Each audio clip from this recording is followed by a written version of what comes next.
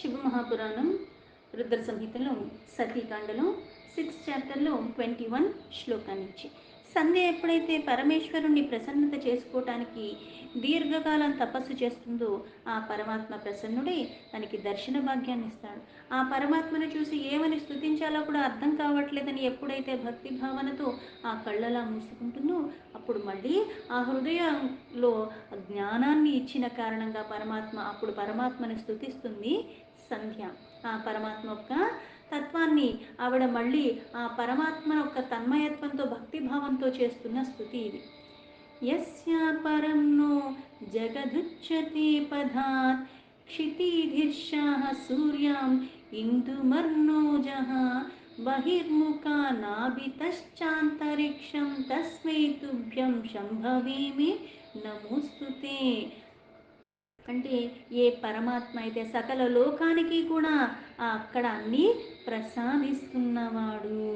అంటే ఇక్కడ ఈ జగత్తుకే స్వామి, పైగా దానికి భిన్నంగా ఉంటాడు.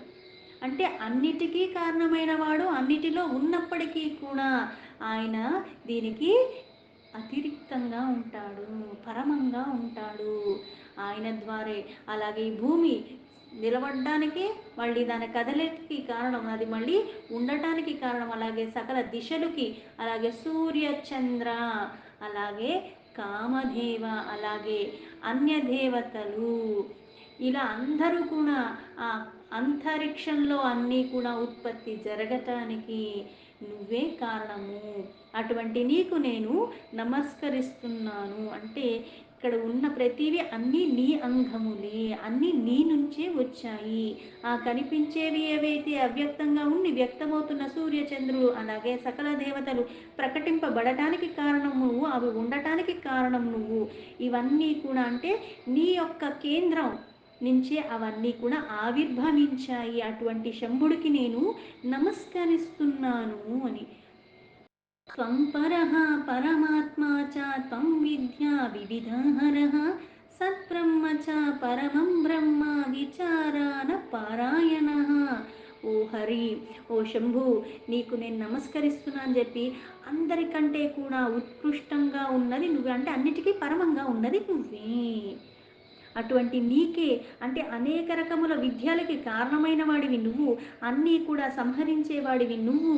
అందుకే అటువంటి సద్బ్రహ్మ అయిన పరబ్రహ్మ అయిన నీకే, అలాగే నిన్నే ఎప్పుడు ధ్యానిస్తూ ఉన్నాను. అంటే జ్ఞానపారాయణైన వాడు ఆ బ్రహ్మనే, ఆ పరమాత్మనే ఆశ్రయించి ఉంటాడు. అటువంటి నీకు అంటే సకల విద్యలకి మూలం, అటువంటి నీకే నమస్కరిస్తున్నాను. విచారణ అన్న దేని గురించి చేస్తాం? ఆ పరమాత్మ తత్వాన్ని తెలుసుకోవటానికి. ఈ విచారణ మళ్ళీ ఎవరైతే చేయగలరు? జ్ఞాన పారాయణం మటుకే చెయ్యగలరు. అందుకే అన్నిటికీ పరమంగా ఉన్నవాడిని ఎవరు మళ్ళీ తెలుసుకుంటారనగా జ్ఞానాన్ని ఆధారం చేసుకుంటే కానీ అర్థం కాదు అంటారు. అజ్ఞానం అన్నది మూలాల నుంచి తొలగిపోవాలి, మళ్ళీ జ్ఞానానికి. అంటే విద్యకి మూలం నువ్వు, జ్ఞానానికి మూలం నువ్వు. ఇదే మనకి భగవద్గీతలో కూడా జ్ఞానవంతుల్లో జ్ఞానానికి పరమాత్మ కారణం, విద్యావంతుల్లో విద్యకి పరమాత్మ కారణం. అలాగే గుణమయంగా ఉన్న ఈ సృష్టిలో ప్రతిదీ మళ్ళీ గుణాతీతుడైన పరమాత్మ, ఆ గుణమయంగా ఉన్న వాళ్ళ సాత్విక గుణం ప్రధానంగా ఉండటానికి మళ్ళీ పరమాత్మ కారణం. శక్తివంతుల్లో శక్తికి పరమాత్మ కారణం, బుద్ధిమంతుల్లో బుద్ధికి పరమాత్మ కారణము. ప్రతిదానికి కారణం పరమాత్మ. యస్య నాధీన మధ్యం చ నాంతమస్తి జగత్ అతః కథం స్తోషయామి తం దేవం వాంగ్మనో అగోచరం హరం. అంటే అన్నిటికీ ఆది అయిన వాడివి నువ్వే. అలాంటి నువ్వు అన్ని మూలము నువ్వు. అంటే ఇటువంటి అన్నిటికీ ఆది ఎవరు? అన్నీ రావటానికి కారణం ఎవరు? పరమాత్మ. కానీ ఈ పరమాత్మ ఎలా ఉన్నాడు? ఆది మధ్యాంతరహితంగా ఉన్నాడు. అందుకే అంటే మొదలు తెలీదు, చివర తెలీదు, ఇంకా మధ్యం తెలుసుకునే అవకాశం కూడా మనకి లేదు. ఇక్కడ ఆది మధ్యాంతరహితంగా ఉన్నవాడి నువ్వే. అందుకే ఈ జగత్తంతా కూడా ఉత్పత్తం నీ నుంచి అయ్యింది. మళ్ళీ ఈ పరమాత్మ తత్వం అన్నది మనసు కానీ వానికి కానీ అంటే ఇక్కడ దేనికి గోచరింపడు. అటువంటి నిన్ను నేను ఎలా స్తుతించగలను? సదా ఉన్నవాడివి, సదాశివుడివి. అందుకని దేనికి గోచరింపవాడు అంటే అనుభవంలోకి తెచ్చుకోవటం తప్పితే అక్కడ మళ్ళీ మనస్సుకి ఇంద్రియాలకి కూడా గోచరింపని వాడు పరమాత్మ. అటువంటి నిన్ను నేను ఎలా స్తుతించాలి అంది. యస్య బ్రహ్మాదయో దేవ మునయశ్చ తపోధనాః నా విప్రుణవంతి రూపాని వర్ణనీయ కథం సమే. అలాగే బ్రహ్మ ఆది దేవగణములు అలాగే తపోవనులైన మహర్షులు కూడా ఈ రూపవర్ణని చెయ్యలేనటువంటి నేను ఎలా చెయ్యగలను, నేను ఇంకా అశక్తురాలిని అని. స్త్రీయా మయా తే కిం జ్ఞేయ నిర్గుణస్య గుణాః ప్రభు నైవ జానంతి యద్రూపం సేంద్ర అపి సురాసురాః. బ్రహ్మాది దేవతలకే సాధ్యం కానిది నా వల్ల ఎలా అవుతుంది? పైగా మీరు నిర్గుణులు అంటే నిరాకారే కాకుండా గుణానికి కూడా అతీతంగా ఉన్నవాడు. అందుకు నేను మూర్ఖురాలైన ఒక స్త్రీని. ఇక్కడ మళ్ళీ స్త్రీలు తక్కువ పురుషులు ఎక్కువ అని చెప్పటం కాదు. ఇక్కడ నేను ఒక సామాన్యురాలిని. నీకున్న వైభవాన్ని కానీ నీ గురించి నేను ఎలా చెప్పగలను, పైగా నేనెలా తెలుసుకోగలను? అది నాకు అసాధ్యం కదా. అంటే ఏ ఒక్క రూపాన్నైతే ఆ దేవగణములే తపోనిష్ఠులు బ్రహ్మ ఆది వాళ్ళే దాన్ని వర్ణించలేరు. అటువంటి సామాన్యురాల్ని నేను. సమస్త దేవగణములకు కూడా సాధ్యం కానిది నా వంటి దానికి ఎలా అవుతుంది? నువ్వు నిర్గుణకి ప్రతీక, అలాంటిది గుణమయంగా ఉన్న నేను ఎలా తెలుసుకోగలను? నమస్తుభ్యం మహేశాన నమస్తుభ్యం తపోమయ ప్రసీద శంభో దేవేశ భూయో భూయో నమస్తుతే. ఓ మహేశ్వర, అటువంటి నీకు నేను పదే పదే నమస్కారం అంటే అది తప్పితే నేను ఇంకేమీ చెయ్యలేను. తపోమయంగా ఉన్న నీకు నేను నమస్కరించటం తప్పితే నేను ఇంకేమి చెయ్యగలను? దేవతలకు కానీ అసురులకు కానీ నీ రూపాన్ని తెలుసుకోలేరు. అలాంటిది నేను సామాన్యురాలిని. అందుకే దేవేశ్వర, ఓ శంభు, నా మీద ప్రసన్నుడు అయితే నీకు పదే పదే నమస్కరించడం ఒక్కటే నేను చెయ్యగలను అని మళ్ళీ మళ్ళీ ఆవిడ నమస్కరిస్తుంది. బ్రహ్మో ఉవాచ ఇత్యాకార్య వచస్తస్యాః సంస్తుతః పరమేశ్వరः సుప్రసన్నాతరశ్చ భుంచకరు భక్తవత్సలః. బ్రహ్మ మళ్ళీ ఇలా చెప్తున్నారు. నారద, సంధ్య యొక్క స్థుతులతో ఆ మాటలు విన్న పరమేశ్వరుడు తల ఆ ప్రశంసనీయుడు భక్తవత్సరుడు. అందుకే భక్తితో నాకు నిజంగా స్తోత్రాలు రావు, నాకు చదవటం రాదు, చదివినా నేను తప్పులు లేకుండా చదువుతున్నానన్న గ్యారంటీ కూడా లేదు. కానీ భక్తవాత్సలుడు కాబట్టి నేను ఎలా చదివినా దాన్ని స్వీకరిస్తున్నాడు. కాకపోతే నా నమ్మకం ఏంటి అంటే నేను ఎలా చదివినా వింటున్నాడు, పైగా చదివే అవకాశాన్ని నాకు ఇచ్చాడు అన్న భావనలో ఉండాలి. ఎందుకంటే అవకాశాన్ని సందర్భాన్ని ఇస్తున్నాడు పరమాత్మ. నాకు పుస్తకం దొరికినంత మాత్రాన, నేను చదువుతున్నంత మాత్రాన, నాకున్న ఈ మిడిమిడి జ్ఞానానికి నాకు అర్థం అవుతుంది అని అనుకోవటం అజ్ఞానము. కానీ అర్థం చేసుకోవాలన్న ప్రయత్నాన్ని మాత్రం విడవకుండా పట్టుకోవటమే. అందుకే భక్తవత్సరుడు ఇలా సంధ్య, నేను నిన్ను ఏమీ చెయ్యలేను, నీకు నమస్కరించటం తప్పితే అన్నిటికీ మూలమైన వాడివి, ఆ జ్ఞానులకే నీకు పూర్ణంగా చెప్పలేరు, నిన్ను వర్ణించలేరు, అలాంటిది నేను ఎలా చేస్తాను అని. అందుకని భక్తవత్సరుడైన పరమేశ్వరుడు ఆ సదాశివుడు ఆ మాటలు విని పరమ ప్రసన్నుడైపోయాడు. భక్తికి లొంగుతాడు పరమాత్మ, ఆ వాత్సల్యానికి లొంగుతాడు పరమాత్మ. నువ్వు ఇచ్చే కానుకలకి కాదు, ఆ ఉపచారాలకి కాదు, నీ భక్తికి. ఆ భక్తి పూర్ణంగా ఉండాలి, అందులో మళ్ళీ లోపం ఉండకూడదు. అత తస్యాహ శరీరం తు వల్కలాజిన సంయుక్తం పరిచ్ఛన్నం జటావ్రాతేహ పవిత్రే మూర్ధనా రాజిత్యేహ. ఇలా ఆయన శరీరం అంతా కూడా వల్కలు మృగ చర్మము చేత కప్పబడి ఉన్నది. ఆ మస్తకం మీద ఏమో పవిత్రమైన జటాజూటము శోభాయమానంగా ఉన్నది. అంటే ఏ రూపంతో అయితే ఈవిడ ధ్యానించిందో ఆ రూపంతోనే అక్కడ కూడా ప్రకటింపబడ్డాడు. అందుకు నా శరీరం ఎలా ఉంది అంటే కృష్ణవర్ణంలో ఉన్నది. ఈ మృగాల యొక్క చర్మాలు ధరించి ఉన్నాడు, జటలు కట్టి ఉన్నాడు. పైగా ఇక్కడ ధారణ చేసింది ఏమిటి అంటే భస్మాన్ని ఎప్పుడు ధరించి ఉంటాడు. హిమానీతర్జితాంబోజ సదృశం వదనం తదా నిరీక్ష కృపయా విష్టో హరః ప్రోవాచ తామిదం. ఇట్లాంటి వస్త్రాలతో ఉన్నవాడు అక్కడ మంచుతో దెబ్బతింటే ఎలా అయితే ఉంటుందో అలా కమలంతో సమానమైన వాడిపోయి ఉన్న ముఖాన్ని చూసి ఆ ఎందుకు 4 యుగాలు చేసిన ఆహారం లేదు, ఏమీ లేదు, మౌనంగా ఉండి చేసింది. వాడిపోయిన ముఖం చూసి పరమాత్మ అయిన హరుడు దయతో కరిగిపోయాడు, ఆ భక్తికి లొంగిపోయాడు. ఆ లొంగిపోయి ఆ పరమేశ్వరుడు మళ్ళీ ఆ సంధ్యతో ఇలా వాత్సల్యంతో మాట్లాడుతున్నాడు. మహేశ్వర ఉవాచ ప్రీతోస్మి తపసా భద్రే భవత్యాః పరమేణ వై స్తవేన చ శుభప్రాజ్ఞే వరం వరయా సాంప్రతం. ఆ మహేశ్వరుడు సంధ్యతో ఇలా చెప్పాడు, ఓ భద్రురాల, నీ యొక్క ఈ ఉత్కృష్టమైన తపస్సు, పైగా నువ్వు చేసిన స్థుతితో నేను చాలా ప్రసన్నున్నయ్యాను. అందుకే ఓ శుభప్రాజ్ఞి, ఇప్పుడు నీకు ఏం వరం కావాలో కోరుకో. అంటే పరిశుద్ధమైన బుద్ధి కలిగి ఆ పరిశుద్ధమైన మనస్సుతో చేసిన స్థుతికి లొంగిపోయాడు. అందుకు నాకు సంతోషం కలిగినందుకు నువ్వు ఏ కోరిక కోసం చేశావో ఆ వరాన్ని అడుగు, నేను ఇస్తాను అన్నాడు. ఏనతే విద్యతే కార్యం వరేణాస్మిన్ న మనోరథం తత్కరిష్యే చ భద్రం తే ప్రసన్నోహం తవ వ్రతేహ. ఏదైతే అభిష్టం కొద్దీ, అంటే ఏ కోరికతో అయితే నువ్వు ఈ దీర్ఘకాలం ఇంత కఠినమైన తపస్సుకి పూనుకుని చేశావో అది నీకు సఫలమైపోయింది. అందుకని నేను ఆ కోరికను నెరవేర్చడానికే వచ్చాను. అందుకని ఈ తపస్సుతో నేను ప్రసన్నున్నయ్యాను కాబట్టి నీ కోరిక ఏంటో కోరుకు, అది తప్పకుండా నీకు ఇస్తాను. ఆ వ్రత నియమాలతో నేను ఎంతో ఆనందించాను అన్నాడు.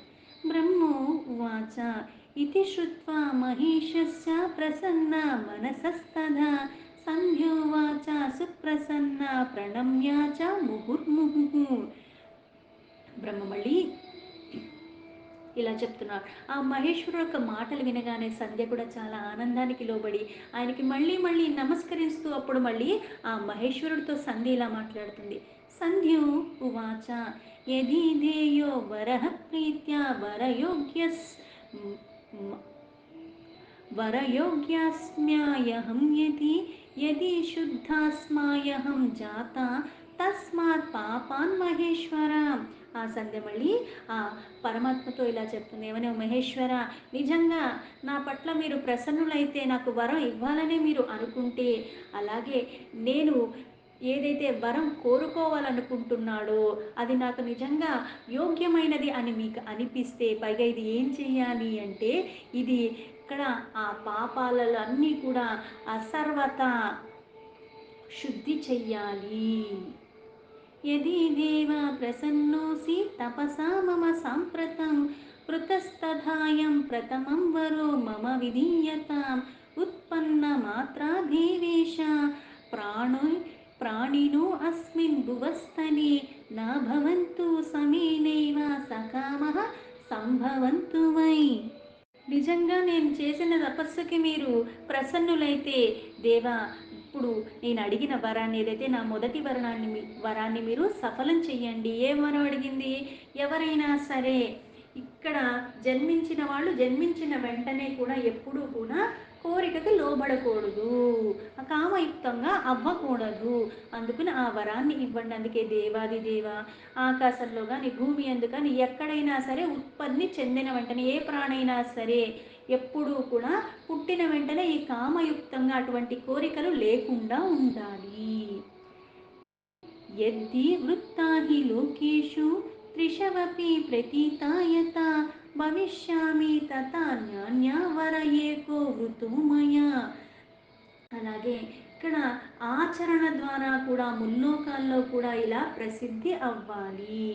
ఏం ప్రసిద్ధి అవ్వాలి? ఏదైతే ఇక్కడ ఆచరించే దాన్ని బట్టి ముల్లోకాల్లో కూడా ఇది ఎందుకు ప్రసిద్ధి అవ్వాలి అంటే, ఎవరైనా సరే ఎక్కడైనా సరే నేను ఏదైతే ఆచరించానో అలాగా ముల్లోకాల్లో నేను ప్రసిద్ధి చెందటమే కాకుండా ఇలా ఇంకొక స్త్రీమూర్తి ఉండకూడదు. ఇంతే కాకుండా ఇంకొక వరాన్ని కూడా, అంటే వరం అడగమంటే మొదటి వరం ఏమడిగింది?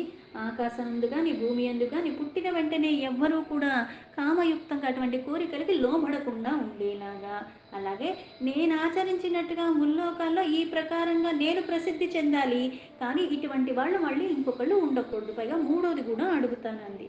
సకామ మమ సృష్టిస్తూ కుత్ర చిన్న పతిష్యతి యో మే పతిర్భవేన్నాత సోపి మే అతి సుహృచ్చమై. అలాగే నా ద్వారా ఉత్పత్తి జరిగిన అది ఏదైనా సరే సంతతి అన్నది కూడా సకామంగా ఉండాలి, కానీ మళ్ళీ అటు నుంచి మళ్ళీ పతితులుగా అవ్వకూడదు. ఈ పతితులుగా అవ్వకుండా మళ్ళీ యో ద్రక్షయతి సకామో మాం పురుషస్తస్య పౌరుషం గమిష్యతి తథా నాసం చాస క్లీభో భవిష్యతి.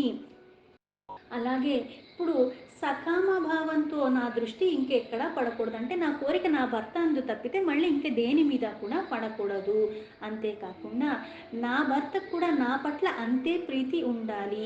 అలాగే అత్యంత సహృదయంగా నా పట్ల నా భర్త వ్యవహరించాలి, నేను నా భర్త పట్లే మక్కువ ఉండాలి, నా భర్తకి నా పట్లే ఉండాలి. అలాగే ఇంక ఎవరైనా పరపురుషుడైనా సరే మళ్ళీ ఇటువంటి దృష్టితో నన్ను చూస్తే అతనిలో ఆ పురుషత్వమే నశించిపోవాలి, వాడు నపుంసకగా అయిపోవాలి అని ఇటువంటి వరాన్ని కోరింది సంధ్య. బ్రహ్మో ఉవాచ ఇతి శ్రుత్వా వచస్తస్యాః శంకరో భక్తవత్సలః ఉవాచ సుప్రసన్నాత్మా నిష్పాపా యాస్తయేరితి. బ్రహ్మమణి ఇలా చెప్తున్నాడు. నిష్పాప అంటే పాపాలు లేని వంటిది. అటువంటి సంధ్య ఈ ప్రకారంగా ఎప్పుడైతే వరాలు అడిగిందో అది వినిన పరమేశ్వరుడు భక్తవాత్సలుడు అందుకుని చాలా ప్రసన్న చిత్తుడై ఆవిడతో మళ్ళీ ఇలా చెప్తున్నాడు. మహేశ్వర ఉవాచ శృణు దేవీ చ సంధీత్వం త్వత్పాపం భస్మతాం గతం త్వయి త్యక్తో మయ క్రోధః శుద్ధ జాత తపఃకరాత్. ఆ మహేశ్వరుడు ఆ సంధ్యతో చెప్పాడు, ఓ దేవి సంధ్య, ఇక్కడ నేను చెప్పేది జాగ్రత్తగా విను. నీ పాపం అన్నది నశించిపోయింది, అలాగే నా క్రోధం కూడా నీ పట్ల ఏమీ లేదు. నువ్వు ఈ దీర్ఘకాలం చేసిన తపస్సు, పైగా అన్ని కఠోరమైన నియమాలు పాటిస్తూ చేసిన కారణంగా నువ్వు పరిశుద్ధతని పొందావు, అంటే పాపాలు తొలగిపోయి ఆ క్రోధం అన్నది పరమాత్మది కూడా ఆవిడ మీద ఏమీ లేదు, అందుకు ఇక్కడ శుద్ధత్వం లభించింది, అందుకు నువ్వు పావనురాలు అయిపోయావు అన్నాడు. యద్ధద్వృత్తం త్వయా భద్రే దత్తం తదికలం మయా సుప్రసన్నేన తపసా తవ సంధ్యే వరేనహి. అందుకే ఓ భద్రురాలైన సంధ్య, నువ్వు ఏవైతే వరాలు అడిగేవో, అంటే పుట్టినవాడు ఆకాశం అందు కానీ భూమి అందు కానీ ఎప్పుడు ఏ జీవైనా సరే ఈ కోరికకి లోబడకుండా ఉండేలాగా, అలాగే నాలాగా ముల్లోకాల్లో ఇంకా ఏ శ్రీమూర్తి ఉండకుండా, నేను ఈ చేసిన కార్యానికి మళ్ళీ ప్రసిద్ధి చెందేలాగా, మళ్ళీ సకామ కూడా నా దృష్టి ఎప్పుడు నా భర్త మీదే ఉండాలి, ఇంకా ఇతర పట్ల ఉండకూడదు, నా భర్త కూడా నా పట్లే ఉండాలి, పైగా నన్ను వేరే దృష్టితో ఇంకా ఎవరు పరపురుషుడు చూసినా సరే వాడు నపుంసకుడుగా అయిపోవాలి అని అడిగింది. ఈ 3 కోరికలు కూడా వరాన్ని నేను ప్రసాదిస్తున్నాను నువ్వు అడిగింది. నువ్వు చేసిన ఈ శ్రేష్టమైన తపస్సుతో నేను చాలా పరమ ప్రసన్నున్నయ్యాను, అందుకే నువ్వు అడిగిన వరాలంతా కూడా నీకు నేను ప్రసాదించేస్తున్నాను అన్నాడు.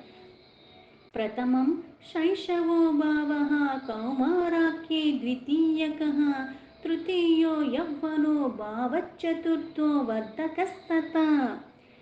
ఇక్కడ మళ్ళీ వరాన్ని ఇస్తానని చెప్పి ఏవైతే ఒక ప్రాణి ఉత్పత్తి జరిగిందంటే మన జీవితంలో ఎలా అయితే బాల్యం ఉంటుంది, యవ్వనం ఉంటుంది, వృద్ధాప్యం ఉంటుంది, అయితే ఒక్కొక్క దగ్గర ఒక్కొక్కలాగా మనం దేనికి లోబడతామన్నది ఎలా అయితే రచింపబడి ఉన్నదో, అందుకే పుట్టిన పిల్లలు ఎలా ఉంటారు, ఆ పుట్టిన పిల్లలు ఎప్పుడూ కూడా నిర్మలంగా ఉంటారు, భగవత్ స్వరూపంగా ఎందుకు భావిస్తాం, వాడు వికారరహితంగా ఉంటాడు, సద్గుణాలు సంపన్నంగా ఉంటాయి. కాకపోతే ఆ చుట్టూ ఉన్న వాతావరణ ప్రభావంగా తల్లిదండ్రులు చుట్టుపక్కల ఉన్నవాళ్ళు వాళ్ళు చేసేదాని ప్రభావంగా, పైగా వాడి పూర్వజన్మ ఒక కర్మల వాసనలు బట్టి కూడా మళ్ళీ ఎదిగే కొద్దీ ఆ వికారాలు అవన్నీ వచ్చి పడుతూ ఉంటాయి. అందుకే ముందైతే సకల ప్రాణులు ఏ అవస్థలో ఉంటారు, బాల అవస్థలో ఉంటారు, శిశు. అక్కడి నుంచి ఇంకో అవస్థ ఏంటి, అది యవ్వనంలోకి వస్తుంది, అందుకే కుమార అంటారు. మూడవది ఏంటి, యవ్వనం, అంటే బాల కుమార యవ్వన. నాలుగవది వృద్ధాప్యము. ఈ 4 రకాలుగా జీవుడు ఉంటాడు, అంటే పుట్టిన వెంటనే జీవుడు 4 ముఖ్యమైన అవస్థలకి లోనవుతాడు. మొదటిది శిశు అవస్థ, రెండవది కౌమార అవస్థ, మూడవది యవ్వన అవస్థ, నాలుగవది వృద్ధాప్యమైన అవస్థ అని చెప్పాడు. దీంతో శివమహాపురాణంలో రుద్ర సంహితలో సతీకాండలో 6th చాప్టర్లో 42 శ్లోకాస్ సంపూర్ణం.